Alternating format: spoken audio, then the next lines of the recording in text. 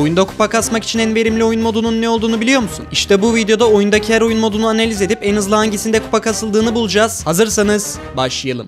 Şu an döngüde toplam 19 tane oyun modu var ama bu modlardan birçoğu kupa kasmak için çok yavaş olurken bazıları da kupa kasmak için mükemmel. Aslında çoğunuz kupalarınızı hesaplaşma, savaş topu gibi modlarda kasıyorsunuz ama bu modlardan da hızlı olan birkaç tane oyun modu var ve ben bu videoda hepsini teker teker analiz edip sıralayacağım. Başlamadan önce şunu söylemeliyim ki kupa kasarken deneyiminizin olduğu bir modda oynamanız baya önemli. Sırf ben bir modu sıralamada yükseğe koydum diye eğer o modda deneyiminiz yoksa oynamamalısınız. Çünkü bizim kupa kasarkenki amacımız girdiğimiz maçlardan kazanabildiğimiz kadarını kazanmak olmalı ki arada maç kaybedip kazanma serimizi bozmayalım. Bu da bizi şuna getiriyor ki aslında hızlı kupa kasmanın yolu sağlam bir kazanma serisi oluşturmak ve bundan daha önemli olarak o seriyi korumak. Çünkü eğer üst üste 6 maç kazanırsanız kazanma seriniz size ekstra 5 kupa verecek. Yani 8+5'ten her maç 13'er kupa kasmış olacaksınız. Bunu anladığımıza göre o zaman isterseniz her oyun modunu kupa kasmak için en kötüden en iyiye doğru sıralayalım. Elmas kapmaca moduyla başlıyoruz. Aslında neredeyse hiçbirimiz bu modda kupa kasmıyoruz ama şöyle düşünün ki eğer maçta rakibi doğdukları yerden çıkartmazsanız ve 10 elmasın hepsini siz alıp rakibe elmas vermezseniz maçları çok hızlı şekilde bitirebiliyorsunuz. Ama şöyle bir şey var ki bunu randomlarla oynayarak yapamazsınız. Çünkü randomlarınız gidip adamlara ölürse baskıyı kaybedersiniz. Ancak eğer sağlam bir takımınız varsa maç boyu rakibi baskıda tutarak 10 elmasın hepsini siz alıp hızlıca maçlarınızı bitirebiliyorsunuz. Hem iyi hem de kötü yanları olduğu için B katmanı. Sırada hesaplaşma var. Eminim ki bu videoyu izleyen çoğu kişi kupalarını hesaplaşma modunda kasıyor. Aslında hesaplaşma kupa kasmak için ortalama bir mod. Yani ne çok iyi ne de çok kötü. Bunun sebebi alt kupalarda rahatlıkla her maç birinci olabilirken 800 ve 900'ün üstü kupalarda artık düzenli olarak maç kazanamıyorsunuz. Çünkü üstünüze bir Edgar atlasa kazanma seriniz yok oluyor. Tabi pusmak da bir seçenek ancak bu bayağı sıkıcı. O yüzden benim size önerim bir karakteri 800 kupaya hesaplaşmada kasmanız. 800'den sonra videonun devamında anlatacağım diğer iyi oyun modlarında kasmanız. B katmanına koyabiliriz. Savaş topu moduna gelelim. Oyuncuların kupa kastığı en popüler oyun modu bu ve nedenini anlayabiliyorum çünkü maçları çok hızlı şekilde bitirebiliyorsunuz. Ancak şöyle bir şey var ki eğer kupa kasmak istiyorsanız bu modda bir takımınızın olması şart çünkü randomlarla asla düzenli olarak maç kazanamazsınız. Eğer sağlam bir takımınız varsa yüksek kupa savaşçılarınızı kesinlikle burada kasın. Savaş topu S katmanında knockout modundayız. Bu biraz garip bir mod çünkü eğer iyi bir oyuncuysanız randomlarla girerek bile bu modda kazanabiliyorsunuz. Ama işin iyi yanı şu ki eğer iyi bir takımla beraber girerseniz maçlarınızı 40-50 saniyeye bitirip dehşet miktarda kupalar kazanabiliyorsunuz. Savaş topu sevmeyenler knockout'ta çok rahatlıkla kupa kasabilir. A katmanına koyuyorum. Şimdi sıcak bölgeye gelelim. Ben bu modu pek beğenmiyorum çünkü takımınız iyi olsa bile eğer rakip sizi antiliyorsa alan kontrolünü kendinize almanız çok zor. Ayrıca maçları hızlıca da bitiremiyorsunuz çünkü diğer modlarda rakipleri hızlıca kesip kazanabilirken burada alan %100 olana kadar beklemeniz lazım. O yüzden bu modu çok yükseğe koymuyorum. Ödül avına geldik. 3v3 modlarından en beğendiğim mod bu. Çünkü sağlam karakter seçimleriyle rakibinizi oynatmayıp her maçınızı rahatlıkla kazanabiliyorsunuz. Eğer hızlı kupa kasmak istiyorsanız amacınız şu olmalı ki rakipleri doğdukları an öldürüp maçlarınızı hızlıca bitirmeye oynamalısınız. Özellikle düşük kupalarda maçlarınızı 1 dakikaya bitirip çok hızlı şekilde kazanabiliyorsunuz. Temizlikle ödül avı aynı olduğu için ikisini de A'ya alıyorum. Sırada soygun var. Eğer düz kupa kasmaya oynuyorsanız burada yapmanız gereken şey 3 tane agresif savaşçı alıp full rakibin kasasına saldırmak. Eskiden bu modda daha hızlı maç kazanabiliyordunuz çünkü soygun kasasının kalkanı yoktu. Fakat artık 4 tane kalkan patlatmanız gerektiğinden maçları bitirmeniz biraz daha uzun sürüyor. O yüzden bence soygunu B katmanına alabiliriz. Gelelim duello moduna. Eğer yeteneklerinize güveniyorsanız ve tek başınıza kupa kasmak istiyorsanız bu oyun modu tam size göre. Hatta hesaplaşmadan çok daha iyi çünkü rastgele bir yerden üstünüze Edgar'lar atlamayacak ve bu modun bir bonus yanı da şu ki kazanma seriniz olmasa bile maç kazandığınızda her karakterinizde +3 yani toplamda 9 kupa alacaksınız. Diğer oyun modlarında kazanırken aldığınız kupa sayısı 8 iken duelloda 9 ve eğer kazanma seriniz 9'un üzerindeyse de her maç kazandığınızda 14 kupa alıyorsunuz. Burada 1000 kupaya kadar karşınıza çoğunlukla kötü oyuncular geliyor ve maçlarınızı çok hızlı şekilde bitirebiliyorsunuz. Ben kendim sadece bu moddan 40.000'e yakın kupa kastım. O yüzden duelloyu S katmanına koyuyorum. Ana modları bitirdik. Sıra Brawl Okey'inde. Bence bu modu kupa kasmak için değil de eğlence için oynamalısınız. Çünkü top çok hızlı gittiği için rakipten bir kişi topu rastgele atsa bile o dönüp dolaşıp kalenize girebiliyor. O yüzden muhtemelen burada oynarken düzenli kazanma serisi yapamayacaksınız. Bizim en baştan beri amacımız kazanma serimizi korumak olduğu için Brawl Okey'ini en alta koyuyorum. Basketbol savaşı modunu da unutmayalım. Aslında bu modda iyi bir takımla birlikte çok hızlı şekilde kupa kasabiliyorsunuz. Çünkü harita çok küçük ve rahatlıkla herkesi kesip skor atabiliyorsunuz. Tek kötü yanı şu ki topu potaya sokmak biraz zor. Buna alışmanız çalışmanız gerekiyor. O yüzden A katmanını aldım. Voleybol savaşına geldik. Amaç tamamen top kendi tarafınıza geliyorsa altında durmak, karşıya gidiyorsa da rakibi topun yanından uzaklaştırmak. Bu modda maçlar genelde bayağı kaotik geçtiği için düzenli olarak maç kazanmanız biraz zor olabiliyor. Eğer burada kupa kasacaksanız üçlü bir takımla girmeniz şart. Voleybol savaşını B katmanına alıyorum ve son oyun modumuz da savaş arenası. Aslında bu mod ilk geldiğinde kupanın en hızlı burada kasılacağını düşünmüştüm. Çünkü maç kazandığınızda artı 16 kupa veriyor. Ama büyük yanılmışım çünkü maçlar diğer oyun modlarına kıyasla gerçekten çok uzun sürüyor. Üstüne o kadar süre oynayıp maçı kaybederseniz de bayağı can sıkıcı. O yüzden D katmanı. 5v5 modlarına bilerek değinmedim. Çünkü bu modlarda o kadar fazla deneyimim olmadığı için sıralamaya koymak istemedim. Fakat siz yorumlar kısmında her bir 5v5 modunun hangi katmanı hak ettiğini yazabilirsiniz. İşte en kolay ve en hızlı kupa kasılan oyun modundan en yavaş kupa kasılana kadar tüm oyun modlarının sıralaması bu şekilde. Çoğu oyuncunun bu oyunda hedefi 100.000 kupaya ulaşabilmek. Eğer bunu nasıl yapabileceğinizi öğrenmek istiyorsanız şu anda ekrandaki videoya tıklayarak en kolay şekilde 100.000 kupaya nasıl ulaşabileceğinizi öğrenebilirsiniz. Görüşmek üzere.